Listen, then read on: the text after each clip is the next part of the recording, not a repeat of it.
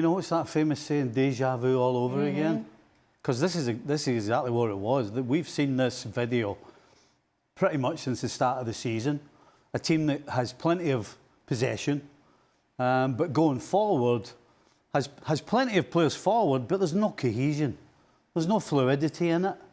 There's no real open chances created either. I mean, considering you look at the stats with the amount of shots, with the amount of possession, you know, the Galatasaray keeper wasn't put under that much pressure. And then again, when they cough the ball up, as they've been doing, there seems to be a big hole in the middle of the park that stops anybody and everybody getting at the back line. And again, you saw today, Konate being the culprit once again, but everybody else around them, including Van Dijk, just doesn't look comfortable when teams are going at them.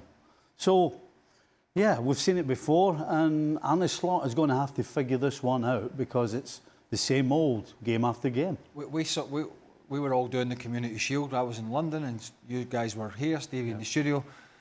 And it was very early, obviously, and it was a Community Shield, but it was a bit of an occasion. Obviously, Wembley, the curtain raiser to the start of the English season against a very well-organised Palace side who kind of did what Palace do well. They sat back and they waited, and then they looked for those gaps and they hit those holes and they hit those balls over the top, and they really caused Liverpool problems. And we talked about the positioning of the fullbacks, the new fullbacks, to the tried and trusted centre-backs. You know, Konate with Frimpong, Kerkez with Van Dijk, and the gaps were kind of worrying in that game, and you thought, OK, they're going to have to go away. This is really the area they're going to have to work in the most. I know they've signed Florian Wirtz and the midfield has changed in terms of the balance. But when you change both your fullbacks, you really then have to go work on your back four as a unit. And to be, where are we now? A couple of months into the season, and if anything, they've probably got worse defensively. This is a huge concern. The other concern I would have is, apart from the defending, the coughing the ball up, the playing in the wrong areas, all those sort of things that they're doing, the Florian Wirtz situation, which is ongoing. I know he's very early and he's a great player. But it seems that Arne Slot is square pegging into round holes here to try and figure things out. You signed Frimpong, you got Bradley, but more than one occasion you've played Szoboszlai at right back. He's one of the best midfielders, all-round midfielders in European football. So, just because you've signed some players, why are you weakening the team in one position to effectively weaken it in another? Even though he's done a decent job at right back in a couple of games that he's played there, that's a worry for me. That he's already at that stage of putting those pegs in the wrong holes to try and, you know, he might say it was to give somebody a rest, but it was trying to maybe to do, you know, because if Szoboszlai plays, Gravenberch plays, and it was Jones today, but it was usually McAllister. If those three players play, then Florian Wirtz either doesn't play or he's got to move position. Yeah. And if Florian Wirtz plays in the 10 role, then somebody's got to move position or miss out. And that's to the detriment, I think, of the team and the continuity of the team going forward, which is what they were brilliant at for the first 6 months last year. Consistency and continuity. Yeah, Robbo, as the boys were saying, coughing the ball up, playing players out of place, it seems like it's getting a lot for Arne Slot to address. Well, there was two things that were wrong defensively. First of all, you know, you can accept one if you're playing out from the back and you give the ball away and you're caught on the counter-attack and you say, OK, we've got to improve on that. But the two shot, the penalty and the chance that they had very early on when he gets in behind the right-back Szoboszlai were when they built up from the back. There was no real pressure on the ball. It was too easy to pass it out wide. So there was two issues defensively. You know, it wasn't just coughing the ball up. It was also when they had chance to go and press the ball in midfield and then they had to make decisions at the back, they made the wrong decisions. For the first one, when the left winger gets in, Konate starts to go towards the ball when there's no reason for him to go towards the ball. He's got to drop off and defend the space. And of course, then when you're going forward, they don't look cohesive. There's a lack of understanding about where the movement is. I think they had two chances where they ran in behind. Isak, when he came on, had a shot with his left foot, and there was once Ekitike in the first half, very early on in the game, got a ball from Gakpo and got in behind. When Liverpool are playing at their very best, their front players are making those runs time and time again and getting in. When Mo Salah's coming from the right-hand side, that's not happening at the moment, or it didn't happen enough tonight. Only twice in the whole game against the side that when you look at their midfield, when I saw Gundogan in midfield and Torreira, players that we'd seen a lot in the Premier League or for Barcelona in the case of Gundogan, they can't run anymore. They can't get around the field, but they were still more energetic than Liverpool's midfield. That's a worry. The players are not helping Arne Slot either. I can't disagree with Craig talking about trying to put square pegs in round holes, but the players are not actually helping the manager, because there is nobody on that team who's actually producing what they're capable of. Maybe the closest one is Slobozlai, and it's making it difficult for Slot. Bradley's not done well when he's played at right back. Frimpong struggled at right back. You've ended up with Slobozlai at right back. Kerkez has had a shocker since he's come in, quite honestly. He's been bang average. Kanate has been really, really... he just looks devoid of any confidence. I can go through the whole team and talk about how they are not at their best.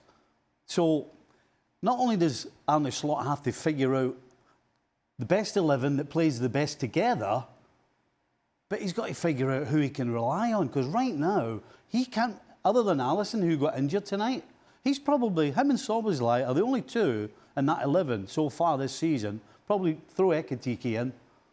So that's 3 out of 11 that you can rely on.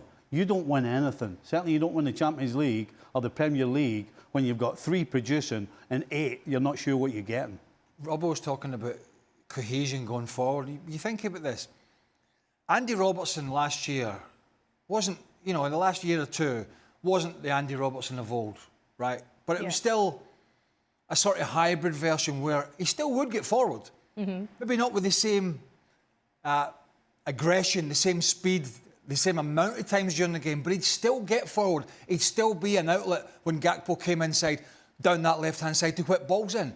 They're not getting that from Kerkez because, as Stevie said, he's struggling. He's just struggling defensively and going forward. And then on the other side, people talked about Alexander Arnold's defending, but what you've lost on the other side is arguably the greatest range of passing that they had in their team.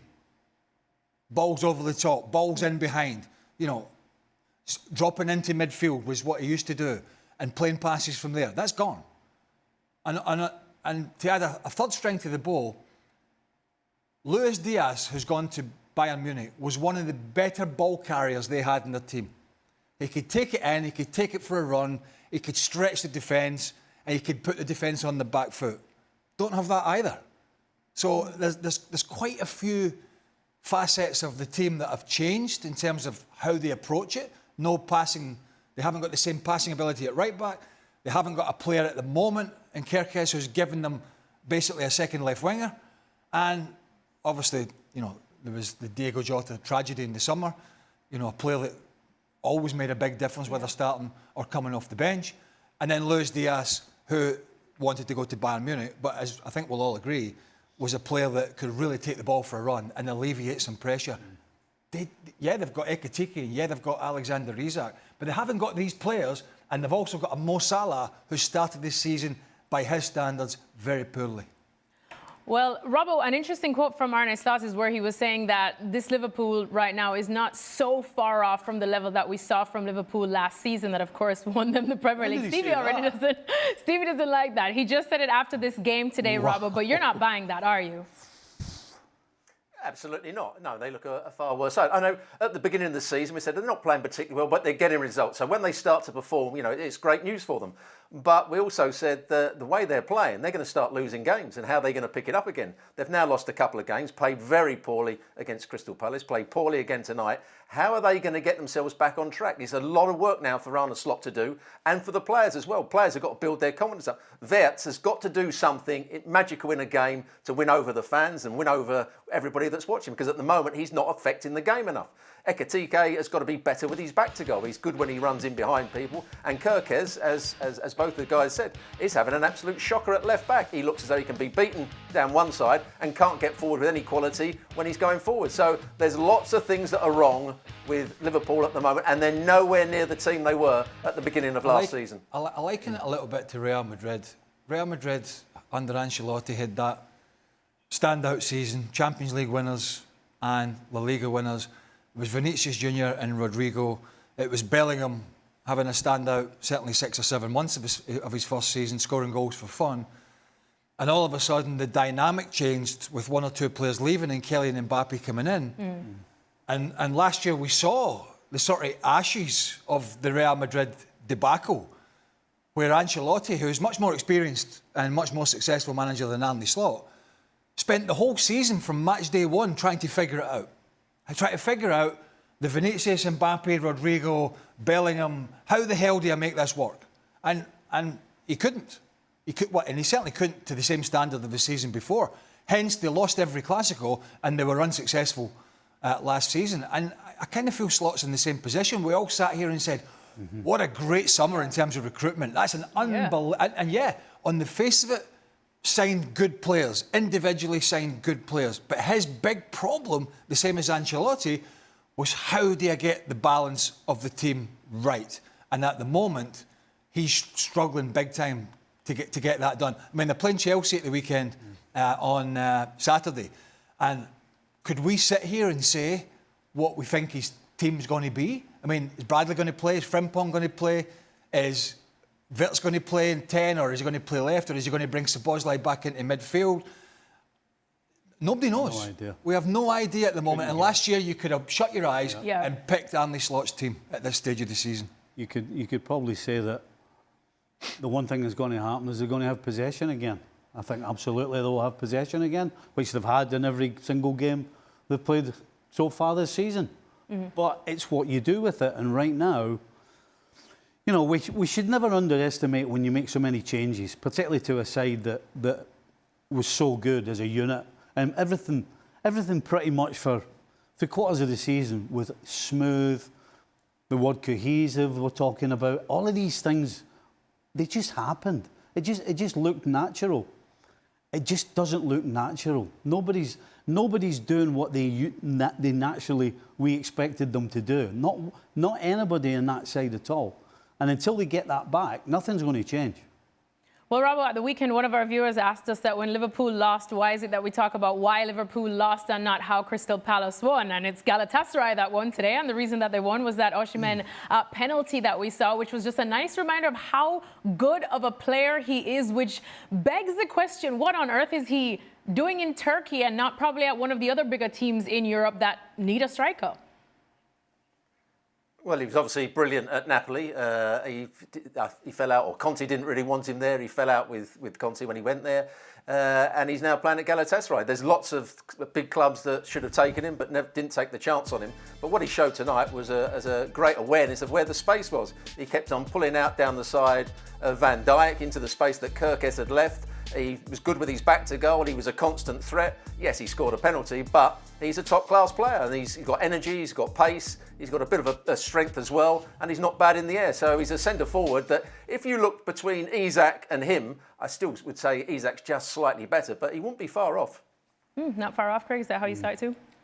Well, somehow we're going to bring in United. Somehow we're going to shoehorn, as discussed, Man United into this show today, even though they haven't played. But I mean, they opted for Benjamin Sesko, which is, you know, a much younger player, but he's also having these issues at the moment. I mean, it's not the easiest team to play in, I'll give you that. But he got a goal at the weekend at Brentford, but he really didn't do a lot else after the goal, if I'm being quite frank. So yeah, it's I think a little frustrating for Osimhen. I think he's just biding his time before he moves back to one of the, you know, I say Europe's big clubs. Galatasaray's a big clubs, but I mean one of the big leagues. But it all boils down to his contract situation and his relationship at Napoli. But he certainly is in the right team, a handful for even the most physical and quick defenders. Well, Stevie, not to throw salt in your wounds, and obviously we're waiting for the next 24 hours to see the true extent of the injuries to Ekitike and Alisson, but knowing you have Chelsea at the weekend, plus all of the issues that we just spoke about, how big of a blow could their absences be for Liverpool now? You know, obviously Alisson would be the biggest blow. At the same time, Kamadash-Vili is a great goalkeeper. You know, Liverpool has a squad to cope with injuries. Oh, we're just hearing that Alisson is definitely confirmed out for Chelsea. Yeah, but as I said, Kamadash-Vili is a fantastic goalkeeper. He would start on a lot of big teams in Europe. So I'm not that worried about that. I mean, again, Ekitike, that means we've got Isak. So listen, they're not, in terms of personnel, Liverpool's not in a bad place. Liverpool's in a good place. Unfortunately, though, they can't string performances together, and they can't get cohesive. Again, we're using that word, but that's really what the problem is. You know, Liverpool with so much of the ball, you get the feeling that it's a matter of time before somebody does something. That's how much ability they've got. But in the last couple of games, they haven't been able to do that, which they did the previous 5. So, listen, Liverpool in a good spot personnel-wise. Just as a unit, they're not. I think Liverpool, Arsenal and Man City in particular are in that scenario where there's not really a lot of tears for these clubs with injuries because they've beefed up the squad so well in the summer and spent a lot of money. And, you know, we've seen it with Arsenal early in the season, with Saka been out and with Odegaard been out. And they've signed players like Eze and Madueke and others to come in and do a job. They've got 2 world-class strikers in Isak and Ekitike. They got players to come in and do a job. Their big problem is not injuries. It's the basics at the moment. I mean, Stevie talks about them, you know, in terms of the look, and they're just not doing the things that they were doing last year. Well, they look nervous. They actually look nervous on the ball, and just as if they're ready to make a mistake. They know they're going to make a mistake, and they know teams are going to exploit the gaps that they're showing. And I think if they don't figure that out by the weekend, and Chelsea have their own issues, obviously they're not in the greatest form, and they can't keep 11 men on the field, which is a problem for them. But going forward, Chelsea can be pretty good, and if Liverpool are as shoddy defensively, it could be a tough day for them.